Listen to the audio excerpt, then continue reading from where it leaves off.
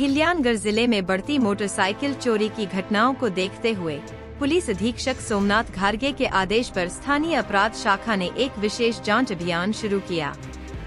Police निरीक्षक दिनेश आहिर के मार्गदर्शन में पुलिस उप निरीक्षक तुषार धाकराव और उनकी टीम ने गुप्त सूचना के आधार पर जाल बिछाकर 2 आरोपियों रोंकार उर्फ भैया रोहम और सोनू पवार को राहाता में गिरफ्तार किया। इनके कब्जे से चोरी की गई कुल 8 मोटरसाइकिलें बरामद की गई हैं, जिनकी कुल कीमत लगभग 8,70,000 रुपए आकी गई है। इस गिरोह द्वारा अहिल्यानगर, नासिक, पुणे और छत्रपति संभाजीनगर जिलों में चोरी की घटनाएं अंजाम दी गई थीं।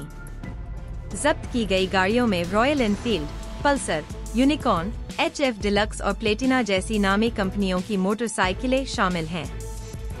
इस अपराध की आगे की जांच राहाता पुलिस स्टेशन द्वारा की जा रही है और अन्य चोरी की गई गाड़ियों की तलाश भी जारी है।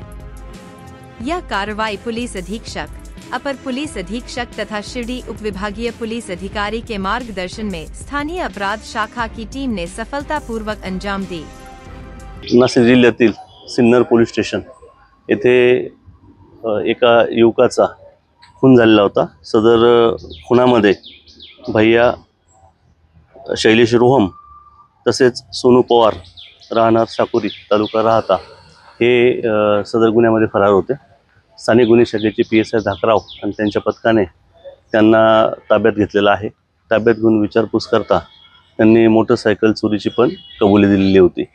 त्याप्रमाणे त्यांच्याकडनं 8 मोटरसायकली या स्थानिक गुन्हे शाखेने हस्तगत केलेल्या आहेत।